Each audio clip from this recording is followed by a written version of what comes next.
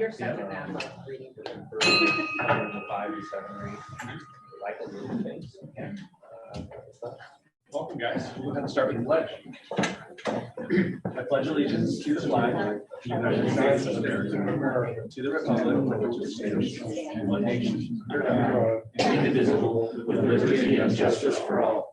My country is a sweet land of liberty, of the I sing. On my father's side, land of children's pride, from every mountainside, let freedom ring. Thank you. You may be seated.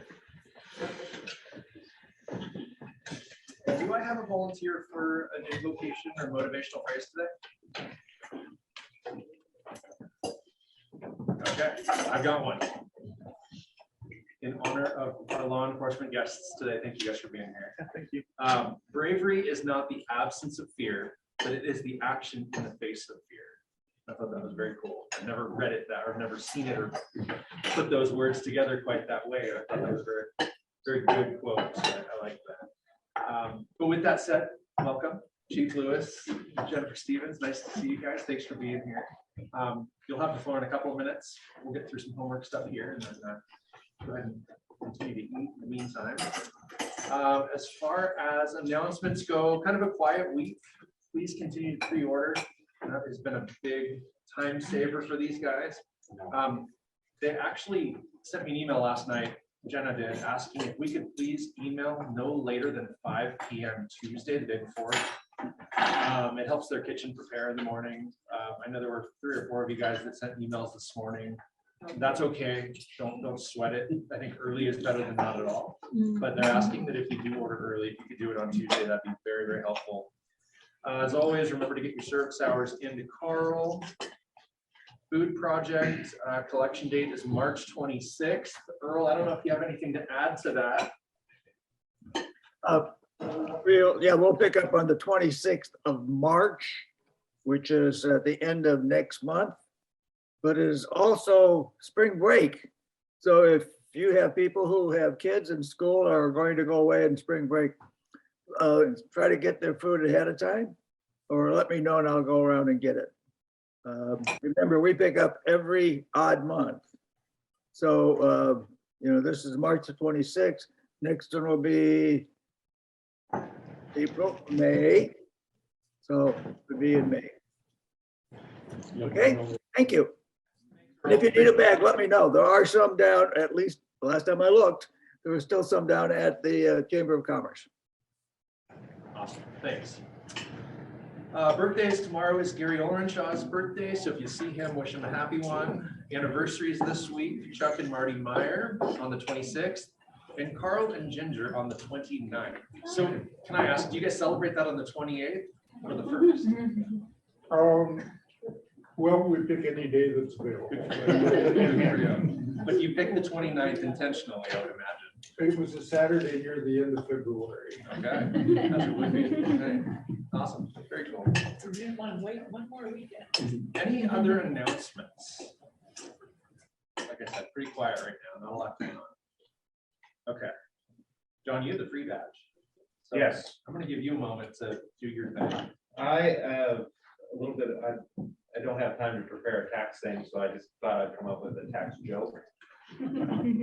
What is the difference between a taxidermist and a tax collector? The taxidermist takes only your skin. All right. That's great. All right. 50-50.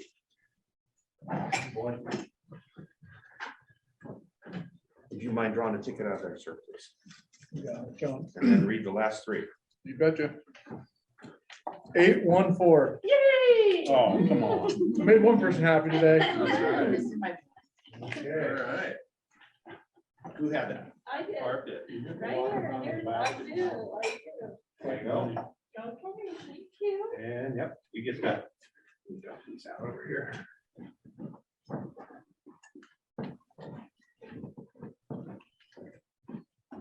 All right. Okay, happy dollars. right, we'll start over here at the front of the room. All right.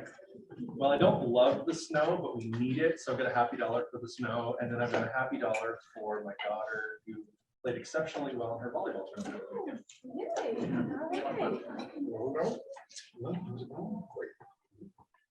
I'll throw $5 in for Jennifer and Devin for being here, and also for all of you guys.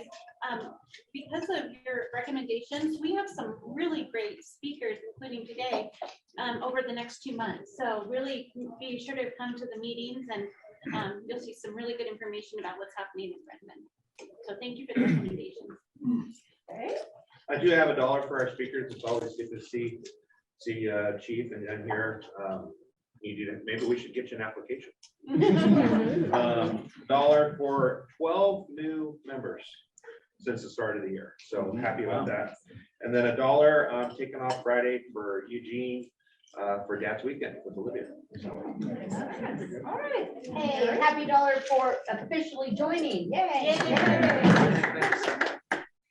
Happy dollar for John calling it Dad's Weekend and not calling it Family Weekend like a lot of people are calling it now. What a mess, dude. You know what? You're supposed to have a weekend with your mom and a weekend with your dad. It's a different thing, each of them. And everybody that says otherwise is ruining the fun. And then a happy dollar for the snow. All right. So Ginger and I are celebrating our 58th anniversary, and 47 of those years we've lived in Redmond. Wow. Great. Well, I'm gonna miss the next few meetings, but happily will be on one of the Hawaiian Islands. Oh, wow. Sure. Sure that's not worth another $1? I ran out of At least one of these four. I ran out of. Happy dollar for having a fun vintners meeting Yeah, good over planning. at our wonderful coast. Yeah. Anybody on the? Anybody online happy? they don't look happy. I'm gonna do- I'll be happy. This is John. I'll be happy.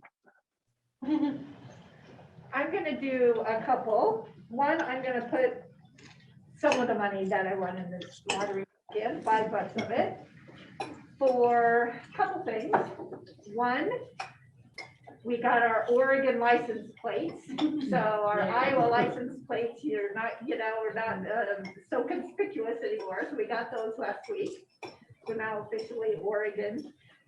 And the other thing I wanted to say is a happy dollar because I'm here and not at our place, and we have no water at our place right now. So my husband gets to work through all of those issues, and I get to come here. So I suppose it has something to do with the cold weather. Well, thanks for collecting those, Barb. Okay, joke of the daytime. Now, it's a little controversial today because I put together this joke thinking it was hilarious, and I read it to my assistant before I came here, and she's like, "That is the stupidest thing." She said it's kind of offensive and it might rub somebody the wrong way, but I'm going to read it anyway. And then I have a replacement joke too. So you guys get the best of me, and then maybe the worst. We'll see. So the joke goes like this: my buddy once had a girlfriend who was cross-eyed. She got fired as a teacher because she couldn't control her pupils. She was also a little depressed, which makes some sense because she never looked forward to anything. Their relationship didn't work out because they couldn't see eye to eye. He was also pretty sure that she was seeing someone on the side. Come on, that's funny, is it not? All right, anyway, It's so all under dad. That's like 5 dad jokes in one. it really was. You're really reaching there, Josh. They were awesome. Okay, but here's we'll call this the good joke today. Why do police officers make good volleyball players? Uh-oh. Not Answer. I don't know the answer. This is not- They Those always are good. serve people up. So Michelle's halfway there. Okay. They serve and protect. There you go. All right, so that's the joke. That's much better. Pull that up, watching your daughter play last weekend. So yeah, volleyball jokes are always flowing in our house. So being that this is the last meeting in the month, this is available for purchase. Yeah. So let's do that now. does anybody want to buy this? Okay. It's a free badge. So Start the free badge, $100. the free badge allows you to be fine free for a month. And you get, every week, you get a few minutes to talk about your business, talk about yourself, tell a stupid joke, something like that. So start bidding at $20. $20. Wow, 20 Wow. bucks. That's fine. That's a good deal. Yeah. Now I'm offended, John. He said stupid jokes and looked right at me. Right at me, square in the eye. How about, is there anybody else that wants to be 20? How about 21? Better take 20 while you got it. 20 going once, twice? Sold to Michelle. Thanks. Yep. We have a fun event at the end of the month, so I'll be prepping you guys. Are we ready for our speakers? We are ready, thank you. Okay, well, let me introduce our speakers today. First of all, we have Chief Devin Lewis. Let me tell you a little bit about him. Before joining RPD in September 2019, Lewis served Central Oregon law enforcement as a Deschutes County deputy and then as a lieutenant at the Redmond Police Department. In 2016, he was recipient of the John Lawrence Award of Excellence and later recognized by Deschutes County DA's Victims Assistance Office with the 2018 Crime Victims Award. He graduated magna cum laude from Washington State University. Nobody, it's okay. Law enforcement, spending the last two as captain of the, earning his BA in sociology. Devin has more than 20 years of experience in Central Oregon law enforcement, spending the last two as captain of the Redmond Police Department. So thank you, Mr. Chief Lewis, for being here. And then Jennifer Stevens, you probably have seen Jennifer. She's been on more campaigns and more philanthropic community things like the Redmond Spirit Foundation and whatnot. So you all already know quite a bit about her. Jennifer grew up in Bend, graduated from Mountain View High School, and is a multi-generational Oregonian. She has roots in local community service, leadership and advocacy, background in management, and political experience. She has a bachelor's degree and an MBA from Southern Oregon University. Jennifer is married to Matthew, who also has deep family ties in Central Oregon. They live in Redmond and have 3 young boys. Jennifer is a member of Rotary. Oh, sorry. I wanted to admit that. And serves on the Boy Scouts of America Crater Lake Council Board and active in Redmond's Cub Scouts. She also serves as Redmond Spirit Foundation Executive Director, a volunteer position she has filled since 2019. Professionally, Jennifer owns Sagebrush Communication and works with clients on custom consulting and research projects in the governmental affairs and public relations arena. So welcome you two. Thank you very much. Did you say it's? Yeah, I did. So he's gonna launch your power. Oh, perfect, I believe. Oh, look at that. That's easy. Cool. All right, well, yeah, that's me. Devin Lewis, Chief of Redmond PD. I just became chief and replaced Dave Tarvett, who's been the police chief or had been for almost 10 years. So big shoes to fill, but looking forward to the opportunity. So yeah, tonight or this afternoon, we're going to talk about kind of our plans for the new public safety facility, and then kind of the breaking news last night. City Council approved us to move forward with the GEO bond on the May ballot, and so I'll kind of give you an overview of the project, and then Jen can kind of fill in and talk to you more about like the bond measure, kind of the campaign, and what we're looking to get moving forward. So, all right, next slide.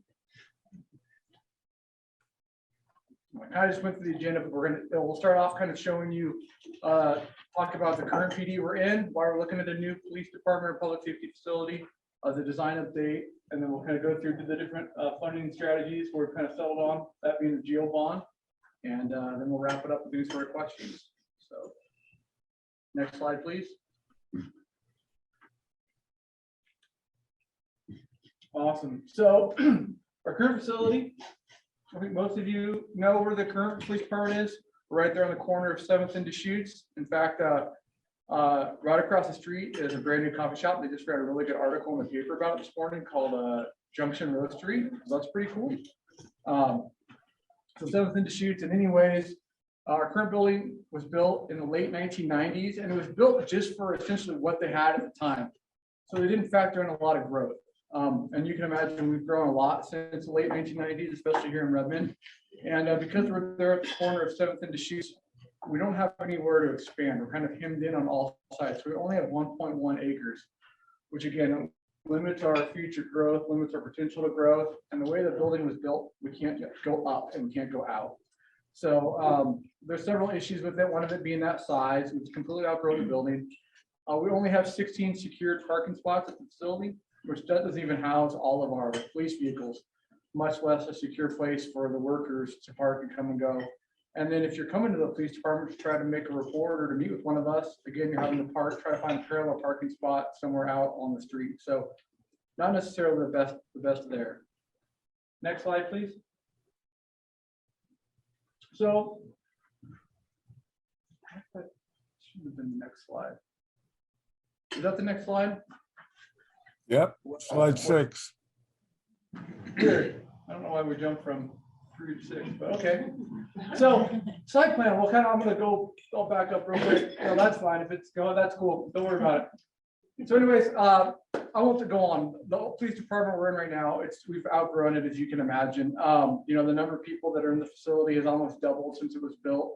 You know, our fleet has more than doubled. We have issues with evidence, right? When we try to store evidence, we've currently got it stored not just at the police department, but throughout the city at 3 different offsite locations throughout the city. So that's kind of an issue. And we'll kind of hit some other issues as we go through the site plan. So with council's direction, we're able to start looking for property in the beginning of 2021. Through the summer of 2021, we were able to identify 8 acres for sale up on the north end of town, 2983 Northwest Canal. There was a slide that showed you that, but it's disappeared, and that's okay. So that is if you're heading north and you took the last exit 119, kind of the one to go to, let's say, Walmart or Home Depot. If you took that exit and you get to the stoplight, right there, if you actually went like straight to the stoplight and just kind of Dukes of Hazzard your way right off on, there's 8 acres right there. That's where we got, kind of next to the highway, the storage facility, and then across the street is that new kind of RV park camping area that just opened. So 8 acres, we're very excited about that. That's going to allow us this great design that we're going to go through, and it's going to allow us the ability to expand and grow with Redmond, because we realize this is a big project. We want to make sure that it lasts for, you know, 30, 40, 50 years, and it can continue to grow and expand as needed. So here's kind of an overall site plan. You'll see this little box talks about voter support. When we did some polling at the end of the summer last year, and so about 72% is kind of the more support. The number in the middle is less support, and the last number is neutral. So when we were talking about this plan and kind of trying to figure out what would be important to the voters and important to our community, the idea of, you know, having a building that we won't outgrow, that we can actually maintain and grow the city, and that resonated with the voters, 72%. So again, that's important to the voters and it's important to us. So 8 acres, as you can see on this site plan, the way you would do is you take the exit, come down here to canal.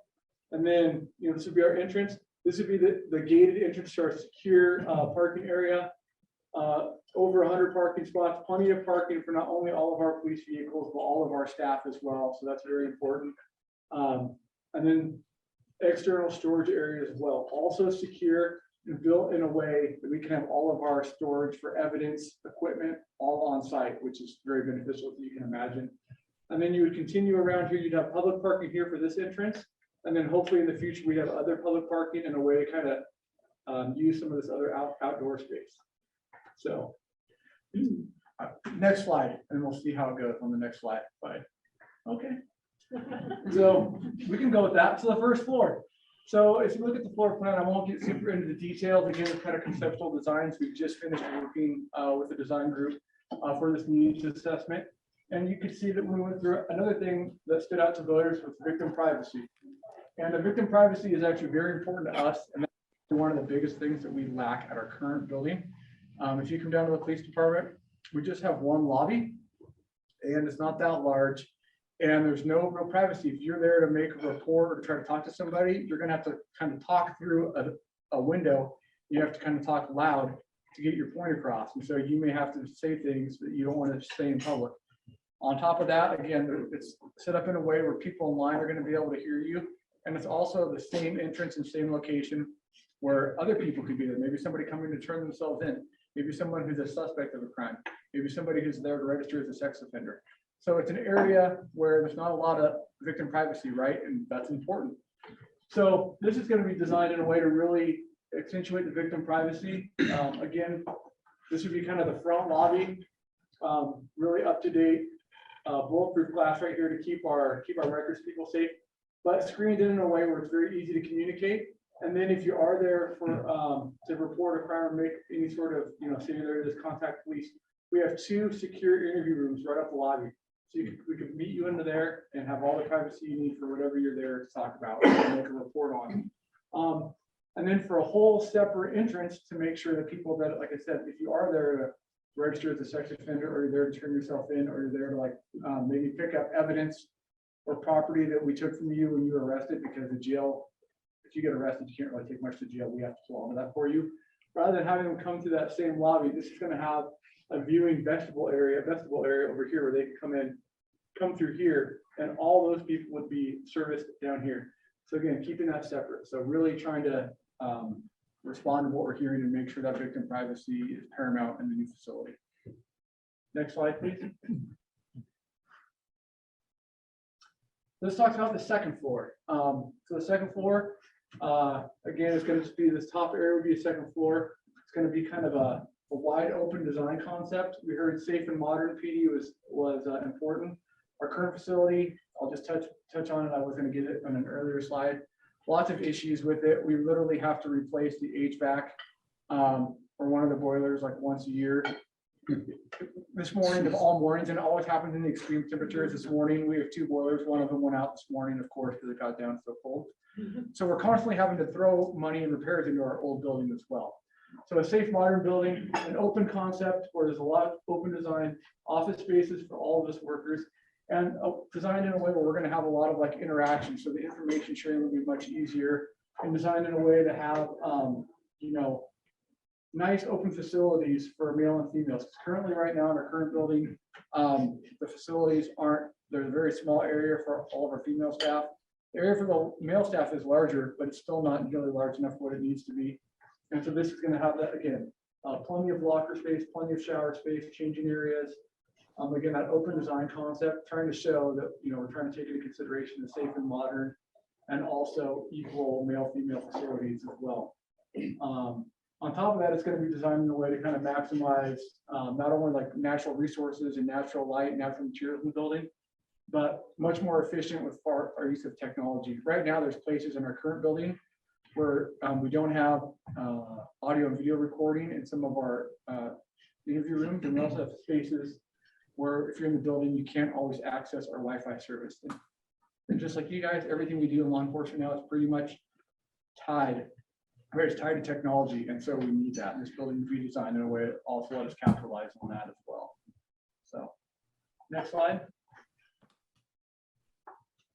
This is just kind of one conceptual view we've included on what the PD would look like. What this is showing is that front entrance, and it's also kind of showing this community room that would be at the front lobby.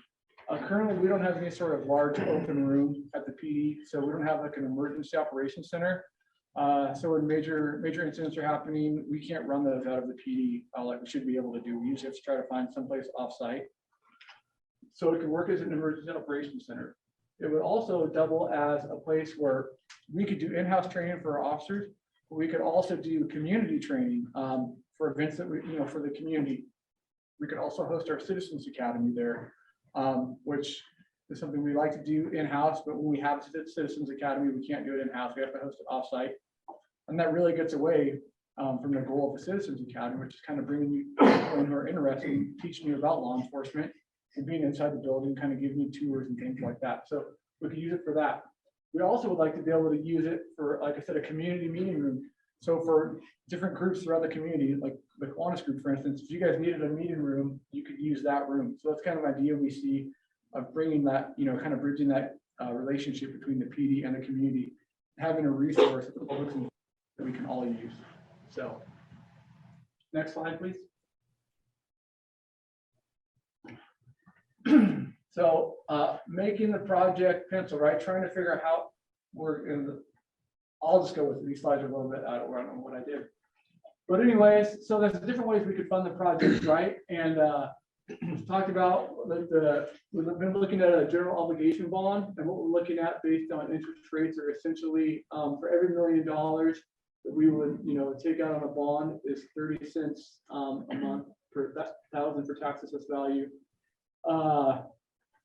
Other sources would be like different general fund dollars or, federal grants like the ARPA coming through. And then also reducing costs and scope. So reducing some of the costs of the building, which we've kind of worked through this building a couple of times to help bring costs down. So we can kind of see all three of those, and kind of tweaking all three of those a little bit to find that sweet spot to where we can hopefully find the project and get it funded. So next slide.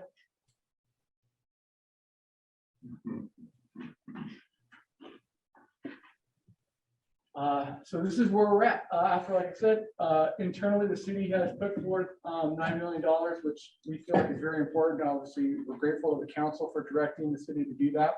But I think it helps show that the city is very invested in this project and the successful completion of this project.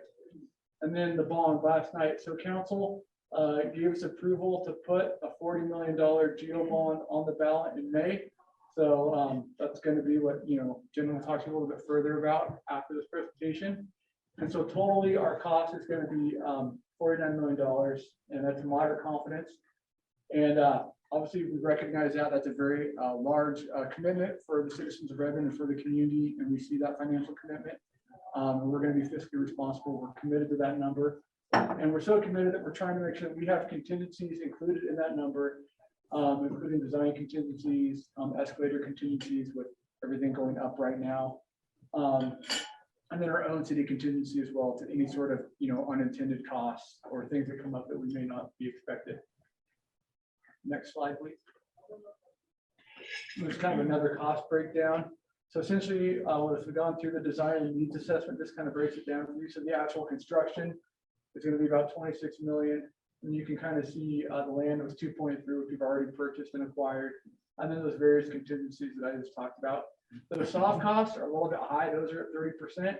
That's where they estimated them. We're leaving them in there at 30%, again, to kind of have an additional built-in contingency. But the last three projects the city has done, including the new building, the new snow removal equipment building over at the airport, City Hall, and then I believe up at Public Works. Those soft costs all hit between 19 and 22%. So we'll probably be under that as well. But we want to make sure that, we're trying to be as cautious as we can with these estimates. So we have enough contingencies based on just how volatile prices are right now. And next slide. So again, just to break down what was essentially proposed and approved at council last night, it's this $40 million GO bond. The way, if you look at the average tax assessed home in Redmond, it would cost them $12.37 a month. And again, we talked about the project cost, the scope being $49 million. We've kind of had the breakdown of the $6 million the city's previously committed, the additional $3 million, so $9 million from the city, and the $40 million from the GO bond. Again, we recognize that significant investment, and we're committed to keeping that project at that cost. And next slide. So next steps. Like I said, breaking news, literally the council just gave us the approval last night. I mean, it's funny that this got set up for today. It couldn't have been any better timing for this group. So that was literally last night at about 8 o'clock. We got that information, so that's great. So our chief financial officer, Jason Neff, he's finalizing the ballot language to get the notice out. We'll get it submitted next month to make sure it gets on the ballot. And then again, we'll start looking for, an RFP to make sure we can really start getting into that, further in our design services. And then, obviously we're going to start trying to educate, obviously from our end, right? We're going to just be trying to educate the public on like why it's important to the community and why we need it. And then Jen and her awesome team, we're going to help garner support for us. And then hopefully in May, we find out that it passed, and then we're able to continue on the project. So next slide, and that should be the Q&A slide. Okay. Do you want to? Well, are there any questions for our chief, or should I give my spiel? Go ahead. Yeah. Does anybody have eyes on your present facility for future use? Great question. So yeah, there's been lots of people that have reached out to us as we started talking about this project and it kind of got out into the public. So we've had interest from the library, we've had interest from Deschutes County, we've had interest from a couple other private people. So that'll be taken obviously from above me, but yeah, there's interest. And right now, I think the goal will eventually be to sell it, and we'll see what happens when that time comes. But my understanding is we can't really sell the building right until this gets a little bit closer, but ideally we would sell it and then see what else we have that money to kind of put back into the general fund. Good question. So help me with the math, because I'm really challenged at math. But I had my trusty calculator out here, and if we take 30 cents per. I misspoke on that. It's 30 cents, that's 30 cents, every 30 cents of bond value equals $1 million towards the bond. I know I said 30 cents for every 1,000, that would be a crazy rate. Yeah, that's why I was going, Yes. wait, that's an absolute. Yeah, joke. absolutely. is. Yes, you're right. So that was good. That's why I shouldn't get too, I try to just do an overview of the numbers. I shouldn't get that involved because Jason Neff, who is our awesome CFO who does all this stuff, he's not here, but we've walked through it enough times. But yeah, good catch. So does that mean the bond, it has to pass by 60%? Does a bond, or is it, No, just 50%. it's 50 plus 1 or whatever? Mhm. For this one, yeah. And then, so it's that much extra on property values for how long? Is It's it a 20-year. A 20-year Is it bond? 20-year bond? Do you know the tax rate? So the average for Redmond homeowners is $12.37 per month. And one of the questions that comes up about over the 20 years is it accounts for growth of Redmond and continued assessed values. So the $12.30 per month. That's for the average homeowner. So $150 a year for the average homeowner. So for a $450,000 home, I imagine you're saying. Yes. Yeah. Yep. Yes. Yeah. I had my calculator. Yes. And it's for homeowners, so it's for taxpayers. So, yeah. Was there discussion? I thought I'd heard that the southern part of Redmond would have like a satellite office. Because you guys are kind of moving from the central spot to more northern. Yeah, area. so early on, we were trying to the idea was maybe we could try to stay central, right? But for the property we needed, that wasn't available centrally. So we started to look out. We did early on kind of look at the idea of maybe trying to have some substations. But again, just how much technology as and where we've gotten, it's just not cost prohibitive because each one of those substations starts to get closer, 8 to 10 million, and a lot of those substations, one, they're just not cost prohibitive, is probably the biggest factor for us not doing that right now. I know there is some concern about the location being up north, and so when we settled on this property, we started to drive around and we kind of test drove to a bunch of different locations that we go to a lot. And because of the access to the bypass and the access, off the exit down over to Maple, we're pretty much similar in all of our response times. I went to the farthest spot that I know we go to quite a bit, which was Ridgeview High School. I drove Ridgeview to the PD or to the new site. I drove that multiple times. I tried to do it in the morning. I tried to do it in the afternoon. I tried to do it in the evening. And then I tried to compare that to when we leave from our current PD, which is, the 7th and Deschutes. And the average response time was only 38 seconds longer to go from the new site to Ridgeview. And I was gonna say, living in Terrebonne for a long time, and people don't realize if you're right on the highway, commute times from Terrebonne into Redmond, most of town, is almost the same as being in town and around town because of driving through traffic. Yes. And so when you get on that overpass right there and can hop right on the highway, use Canal, use all the other surface streets and not deal with traffic, 90% of what they're gonna respond to is gonna be faster. Yeah, and I live in Terrebonne and had the same experience. So, but yes, we were concerned about that. So we just picked Ridgeview because we're like, we go, at the place where, it's about as far in as we would respond to. And it's obviously a critical thing. If we need to get there, we get there. So we test drove it and it was only 38 seconds on average differential. So, Cool, thanks. yeah, good question. Chief, what is the district that this includes? So how far north, south, east, west does this go? Is it just city of Redmond It's or? only city of Redmond. Yeah. When you're outside city limits, you only pay Deschutes Okay. County. Right, because for being a city PD, right, we technically, I mean, sure, of course, emergencies or whatnot, but right, we're funded by the city, we serve the city. So pretty much, anything inside the city limits is what we respond to. And so only people living inside the city limits are gonna, be voting on this. And if it passes, then we're paying that bond. Eagle Crest? No Eagle Crest, because they are outside of the city. That's good. Yeah. Well, feel free to ask Chief more questions. You got a We've done this question up before, there. there were more questions. Oh, yeah, was there one behind me too? Yeah, Hannah, go ahead. Yeah, 2 points, I guess. When you talk about $30 or 30 cents a thousand, you're talking about it on assessed evaluation versus real, real value assessment. Yeah, the 30 cents per 1,000 is not the rate. That was me misspeaking about, it's actually 30 cents equals every $1 million of bonding we would go out for. The average homeowner would pay $12.37, and yeah, that's based on the tax assessed value. And it's all taxes are always based on assessed value, not RMV. RMV is just for your information, and it comes into play sometimes if your RMV drops below your assessed value, you will reduce your assessed value by whatever, it goes off the lower of those two, but the assessed value 99.9% of the time is what people are always taxed on every single bond and everything.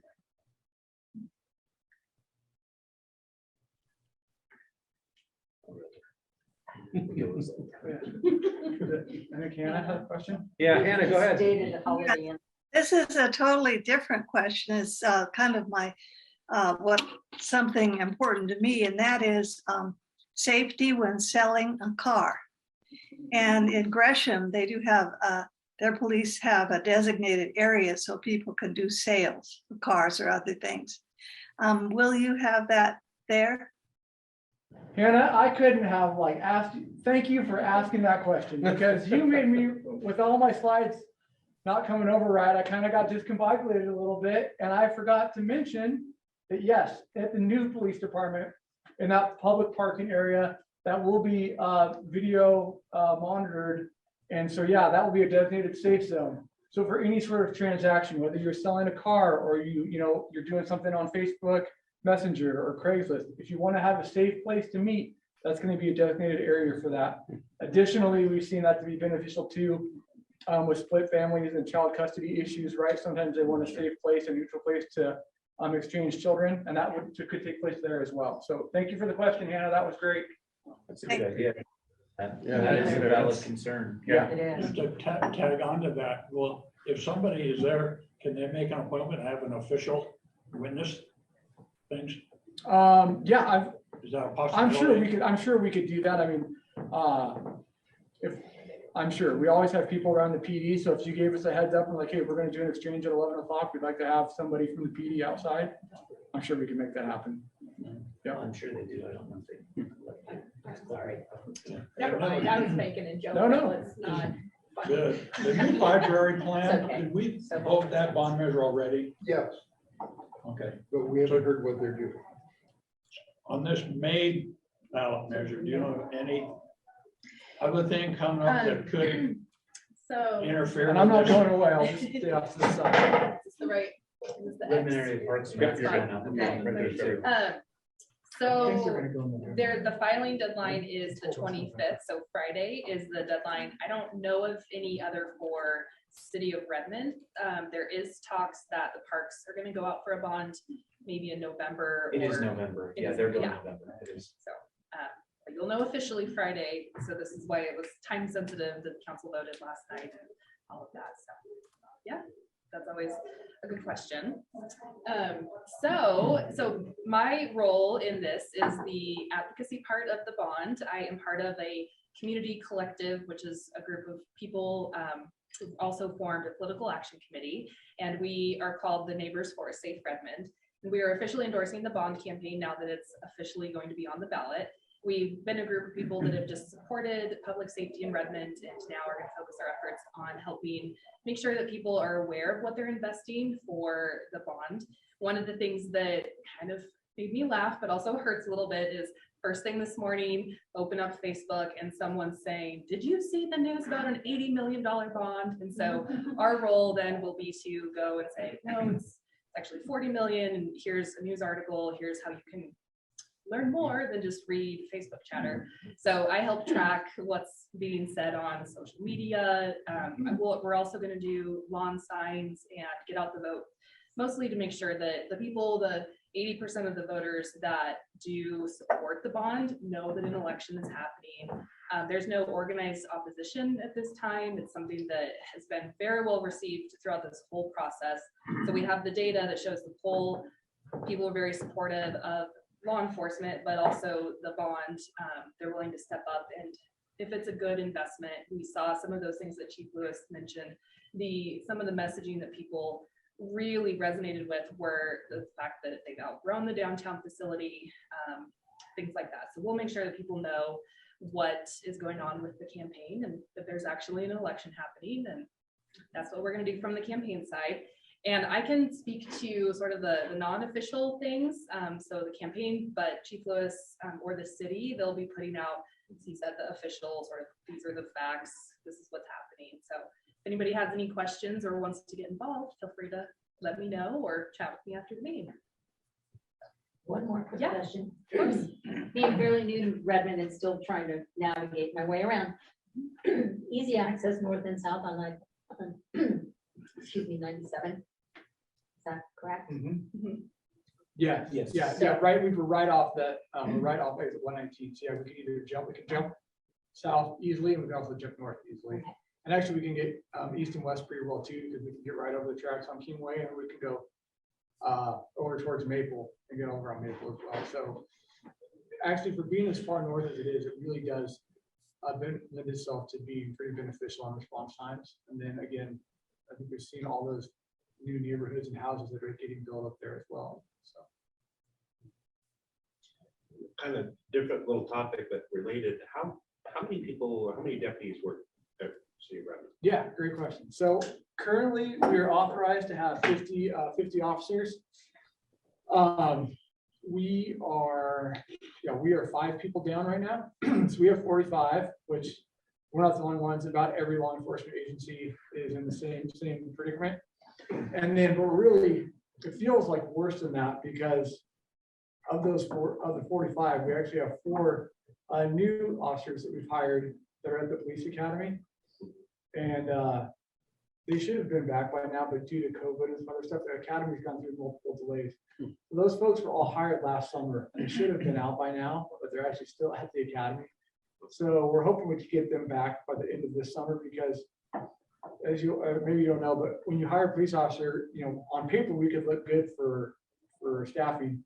But again, it takes about a year between the academy and field training before an officer's on their own, kind of an independent solo call taker. So we are feeling it right now for sure, but we'll get through it. So if you had to backtrack to like maybe 10 years ago, about how many people were on staff then? So God, let's keep going through these numbers, and it was probably about 35. I'd say 35. But our population's done what in the last 10 years? 1,000%. Yes, it's more than double. And then how many deputies do they say on average do you need per population? Well, I can do you one better. So a few years ago, before I got to Redmond, so yeah, I came to Redmond in September 2019, and before that, I spent the last 16 years at Ben PD. Before that, the sheriff's office. But before I came to Redmond, the Redmond City Council had essentially made this kind of proclamation thing that they wanted to maintain like 1.67 officers per 1,000 population. To do that, we'd have to hire 10 tomorrow, like get authorized for about 10, I guess now probably we're at 50. We have to get authorized, I think, for 8 brand new FTEs tomorrow. So I'm not saying that that's not a possibility. Obviously, the city's growing all the way around, right? And we have to fund lots of things out of the general fund, not just police officers, right? But parks and, maintenance and things like that. So, yeah, ideally, could we use more? Sure. But I think we've been shorthanded for so long that if we can actually get all 50 those spots filled, it will feel like we have enough because we've been so short-handed for so long.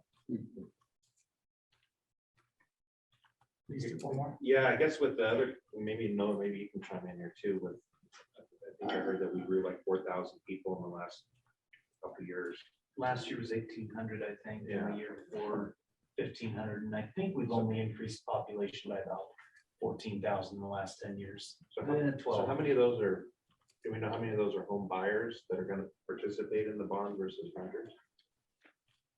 I don't know. I mean, if the people that have moved here, I don't know the percentage that are homeowners versus, Somebody. but even the renters are still going to be voting on the bond. Mhm. And they'll vote yes, and they won't realize that they're gonna pay increased rent, but they're gonna be paying for it. I mean, they eventually pay for it, but I guess I was just looking at property owners that. Oh, they'll pay for it right away. So I'm a landlord and I can guarantee it. When I look at it, I'm gonna raise my rates when, I'm going to every year, but that's part of it is those bonds and everything. I feel that we live in a very safe city. What can you tell me to defy that? I don't want to defy that. I will say, if you feel that you live in a safe city, then to me, we're doing our job. And I've said that since I started in law enforcement. Yeah, we see things and deal with things that most people don't know the law in the city. And to me, if that's the case, then I think we're doing our job well. But yeah, I mean, again, we live in Central Oregon. We all know like Highway 97 runs right through a town. It's a major, it's designated a high intensity drug trafficking corridor, right? We have a huge drug problem in Central Oregon, particularly in Redmond. We always have. I won't get into politics, but recent ballot measures have made it much more difficult for us to, deal with people that are doing those things. So that's obviously we have a drug problem. That leads to a lot of property crime, right? Because that's how a lot of those people support their habit. So we're doing our best to combat that. So hopefully I'm glad that you feel safe. When it comes to our, like, let's say violent crime and things like that, a lot of times, I think where we feel safe is we don't have a lot of stranger violent crime. And what I get at that is like, we all remember, maybe you guys were here when we had the terrible incident of the COCC with Kaylee Sawyer, right? That was a true stranger crime. We just don't get that around here. Usually when we have violent crime, assaults, like violent assaults, kidnappings, murders, rapes, it's all people, they're known, right? Whether it's domestic related, familial related, they know each other, right? There's not a lot of stranger crime. And a lot of it too is also in that drug world. We do have a lot of those robberies and assaults that happen, but it's one, it doesn't make it right? It's like one, drug dealer trying to rip off another drug dealer, right? So we do have that level of crime here in Redmond, but it's not going to probably affect or touch many people in here. What's going to probably affect you maybe it's some of that property crime, right? You leave something of value in your car, and then somebody maybe smashes your window and grabs it, right? Or you go off to Bend for the day and you forget to lock up your door, and somebody who's opportunistic is checking doors and finds your house, right? That's the stuff that probably people in this room might get affected by. Does that help answer your question? So I assume you're making some FAQs, already have them in mind, and and probably not, these aren't new issues to you and such, but one thing I hear when bond comes up, whatever it is, people will say, there's always too much fluff. And so vote it down the first time because then they'll be forced to go back and do more cutting. And so maybe in all of that, you get in front of it and say, this is design number 4.0 and we've taken out, whatever, 20 million of what already, or just that kind of messaging, because that and whatever other hurdles you come up with, you can have a response. There was a slide, I think that the circular one that talks about making a project pencil. I a reference to That's a great, that's good feedback. And I can tell you, so just because. Yeah, it's back to that guy saying, well, it's gonna cost us 80 million. And he's like, that was the original design. Let me tell you what it is now, or whatever. To answer your question, with the original design, we have gone through it, cut it a couple of times. Cut not only the number of square footage of the building, we've cut that back. We've cut back like the number of a secure parking spot, have that back. We probably, I would say this is our third design. Yeah. And this is the one we're most comfortable with. If needed, there's still a few other things we'd be getting. What we don't want to do is end up like we are right now, Right. where they built this police department for what they needed at that time. And then here Well, we're and then 20 you, years down the road. you focus on what's the benefit for me, Right. right? And the safety aspects and some of those kinds of things. Yeah. And it The is. thing to remind people too is what's expensive today will seem cheap in 10 years. We Yeah. kick this can down the road, it's a bigger assessment, it's more money. Like the sooner you commit to it, the sooner you do it. We used to look at the Ridgeview project and be like, how'd they spend that much money? It costs double that to build the same thing now, Oh, at absolutely. least double that. And it's gonna be the same way. If you guys just kick it down the road, it's gonna be more expensive, we'll be stressed, people will be less likely to wanna do it. I mean, the sooner the better, in my opinion. And we could use the space downtown. There's better uses for it, for a growing, expanding downtown area anyway. 100%. That is a great point, and this is one of the things that in a lot of the conversations is the public safety facility, it needs to happen because of like some of the things that Chief was talking about of outgrowing and wasting money on repairs and all of those things. So if it doesn't pass the bond, then the city council will take out of the general fund, and that comes at the sacrifice of other things, so opportunity costs shifting there. One of the things too that people talk about now to the point about Ridgeview is this now will be the most expensive building in Redmond's history. And so that is something that people acknowledge. And it's part of the reason that we need to make sure that people understand what they're investing in, what this all means. And these are really good questions. We've done this a couple of times now and come up with a couple unique And I questions. guess that's right with Ridgeview. We went with an $80 million bond, but it was only 4. It went to, was it 35? What was the total cost of that one? I know it's less than the 49. Yeah, now that you so, say that, I yeah. forgot that bond included a bunch of school upgrades. Well, there was a bunch of savings on it because construction costs dropped so much that they did like $16 million worth of improvements to other schools. Yeah. Mhm. So, Yeah, Redmond High got redone. so looking at the future, so if you're building that building for today, like you just said, it's like, are we building for what we need today? How long does this get us? Yeah, so And we're and to not, what right? population does this get us? Yeah, and so we're not. So we're building this, so the building and all the parking spaces and where we're at. This is we see this as, we could almost like double our department in size if we're able to get this design accomplished. And so we see as being able to come in here, it's hard to gauge, but probably 20 to 30 years, we should be good to go.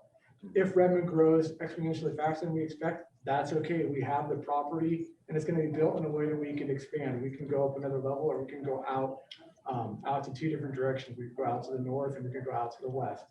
So it's built and designed in a way that if we did happen to maximize it faster than expected, we can expand. And a good note on that, sorry, just experience. When Ben was completed, when they completed Ben in 2003, for anybody that was here at that time, they were stuck downtown too in the old like city hall and everything. So they built the place out by Lava Lanes in 2003. And they thought they projected for growth and it was built in a way that they could, expand the second story even more. And they thought that was going to be like 15 to 20 years down the road. 5 years later, we were doing that expansion. I only know because I was a detective back then and my office was like getting shut by construction for like 6 months straight. But yeah, 5 years, not 15 or 20 years. And that was obviously right in the middle of Ben's boom, right, of the early 2000s. But we're kind of facing the same thing. So when you showed the exterior view of the building, has that been finalized? Because those are just, Okay. these are Those just are those concepts. conceptual drawings, so we have something to bring to you from our needs assessment.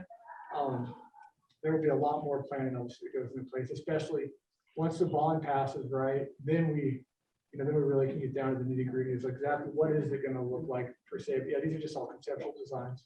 well, because I just think that having been involved in several communities throughout my years in Oregon, really defining what your culture looks like for your town and architecturally what we want to project is really important. Right, and we have, Especially for a big project like that. yeah, now the We want concept, our a lot of city the, to look like. yeah, and a lot of these concept designs do include like a lot of glass and a lot of windows. And a lot of like, kind of the same products as like we see in our landscape around here, I think, like lots of timber and wood. But we really want that. We want all that glass. It's different than how police departments used to be designed. It used to be designed very like, like a bunker and very like, and so obviously we're trying to get out of that. One, we're very committed to community policing, and two, we like the idea of that glass and the transparency, right? And being able to see it and, kind of being there with the community. So that's definitely going to lead our design, as well as that open concept again, so we can have this kind of what I'm calling forced interactions, but to kind of make us be together.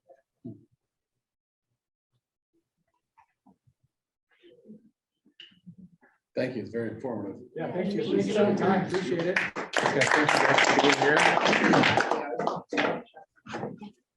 If you guys have contact information you'd like to leave behind, just in the event that there are any additional questions, if anything comes to mind, that's super helpful. Otherwise, thank you guys so much. You're not. Slide out on Okay. This is slide. So Dave just messaged in the chat here and he said that those missing slides were marked. Let's see. Yeah, they're like hidden on there. Slides 4 and 5 are there. They're just not advancing right from slide 3. They're hidden. Skipped in slideshow. Technology, man. Yeah, Oh, well, so whatever. that's okay. Well, thank you guys. Thanks for you here on the Zoom. Have a good one. Yeah. Thank you for the. Yeah.